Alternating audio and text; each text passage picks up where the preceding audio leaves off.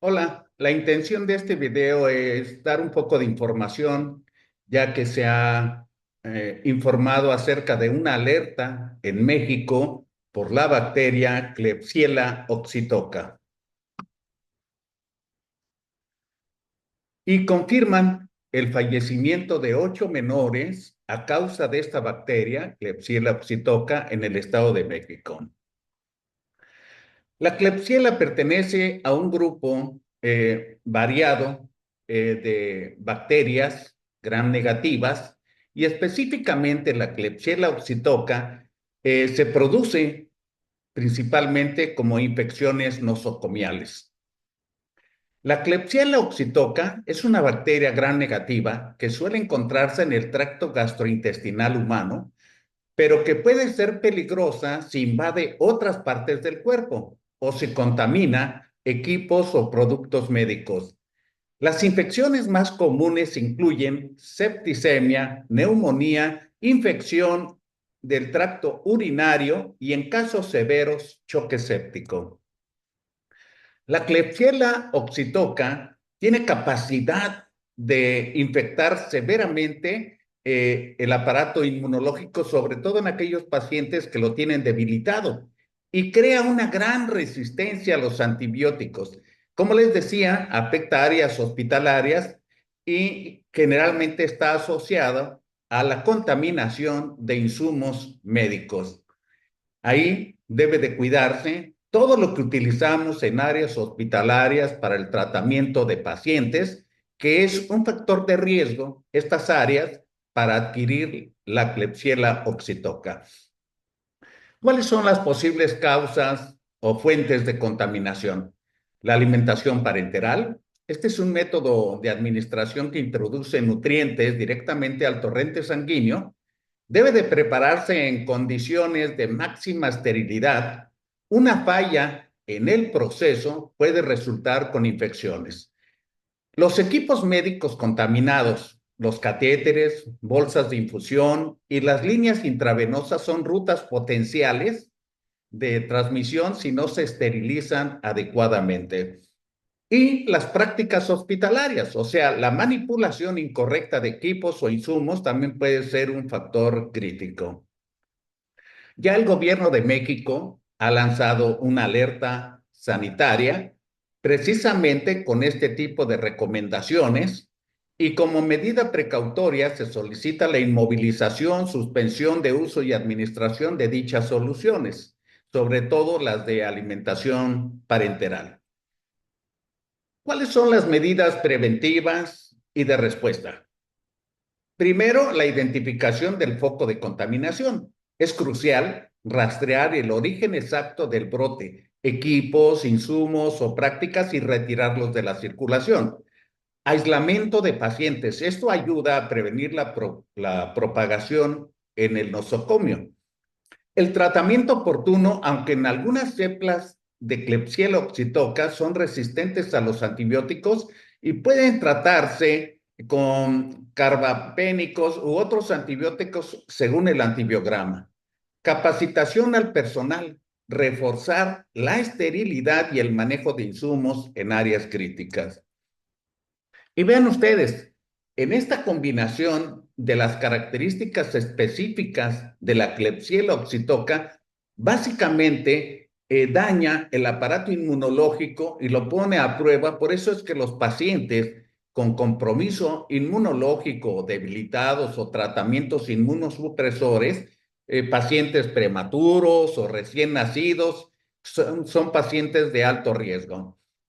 Y por esa razón debe de hacerse diagnóstico muy específico con antibiograma y tratar de utilizar el antibiótico que le dé mejor resultado, al menos ahí en ese antibiograma. ¿Cuáles son las acciones en el manejo de un caso en individual? Cuando se detecta un caso de infección por Klebsiella oxytoca, el hospital debe de seguir este protocolo. Diagnóstico rápido, recolección de muestras de sangre, orina o líquidos corporales para confirmar la infección mediante cultivo, identificación de la bacteria con los cultivos y pruebas de sensibilidad antimicrobiana. Estas acciones de manera individual también tienen iniciar el tratamiento, si el paciente está en estado crítico, iniciar un antibiótico empírico de amplio espectro, ajustándolo según el antibiograma, un soporte clínico que incluye la terapia de oxígeno o cuidados intensivos en los casos graves. En el caso de manejo de caso individual, también la prevención de complicaciones, evaluar signos de complicaciones como septicemia, neumonía o fallo multiorgánico y tratarlos oportunamente. Hay que comunicar a la familia, informar claramente a los familiares del paciente sobre el diagnóstico, tratamiento y las medidas de contención para proteger al paciente y a otros. La coordinación con las autoridades es fundamental. El hospital debe notificar el caso y cooperar con las inspecciones de salud pública, implementar recomendaciones emitidas por las autoridades sanitarias locales, nacionales o internacionales. Estas medidas son esenciales para salvaguardar tanto a los pacientes afectados como al resto de los pacientes internados en el hospital, evitando que el brote se convierta en una crisis mayor. ¿Cuáles son las recomendaciones generales para pacientes y familiares? La higiene personal, que debe de ser estricta, hay que lavarse las manos frecuentemente con agua y jabón y usar gel antibacterial al menos al 70% de alcohol, especialmente después de tocar superficies comunes, como el baño o tener contacto con un paciente. Evitar tocarse la cara, ojos, nariz, boca con las manos sin lavar. Usar el equipo de protección personal. En el hospital debe de, en el hospital requiere utilizar correctamente mascarillas, guantes o batas desechables al ingresar a áreas específicas como cuidados intensivos o aislamiento. Desechar adecuadamente los guantes u otros equipos según las indicaciones del personal. Respeto de las normas hospitalarias. Cumplir con las restricciones de visita, si hay limitaciones en horarios o áreas de acceso, seguirlas para proteger a los pacientes y al personal, no ingresar ni presentar síntomas como fiebre, tos, diarrea para evitar exponer a los pacientes hospitalizados, mantener una distancia segura de equipos médicos y catéteres y otros dispositivos. También evitar aglomeraciones, limitar el número de acompañantes al mínimo necesario, especialmente en áreas críticas como urgencias o cuidados intensivos, evitar que los niños ingresen a áreas hospitalarias salvo que sea estrictamente necesario. Limpieza de objetos personales, desinfectar regularmente teléfonos móviles, tabletas u otros objetos que se usan frecuentemente. No compartir artículos personales como botellas de agua, utensilios o ropa dentro del hospital. Atención a las recomendaciones del personal de salud, seguir las instrucciones del equipo médico y de enfermería sobre higiene y comportamiento dentro del hospital. Preguntar sobre el protocolo de prevención en caso de duda. ¿Cuáles son las medidas específicas si visitas a un paciente? Higiene. Antes y después de la visita, lavarse las manos antes de entrar y al salir de la habitación. Si el paciente está en aislamiento, respetar las medidas específicas, uso de mascarillas, batas, guantes, etc. Evitar el contacto directo, no tocar catéteres, sondas o vendajes del paciente. Minimizar el contacto físico con el paciente, especialmente si hay heridas abiertas o dispositivos médicos. Proteger al paciente, evitar las visitas si tiene síntomas de infección respiratoria, gastrointestinal u otras enfermedades contagiosas. Usar mascarilla si tienes una leve afección respiratoria y el hospital lo permite.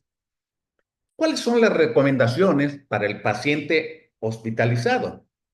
Mantener la higiene personal, nuevamente, lavarse las manos antes de comer, después de usar el baño y tras tocar superficies como barandales o mesas. Solicitar ayuda para higiene personal si no puede hacerse por sí mismo. Cuidar sus dispositivos médicos, no manipular catéteres, sondas o tubos, dejar estas tareas al personal médico.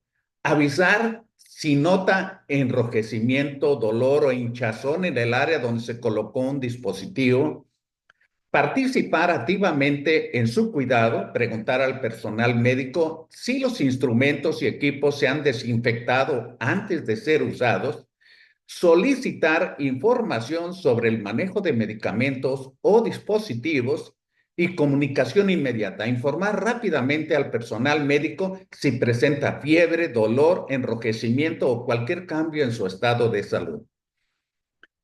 Así se transmite la Klebsiella. Está en las manos de nosotros hacer lo que nos corresponde para evitar este tipo de padecimientos. Hasta la próxima.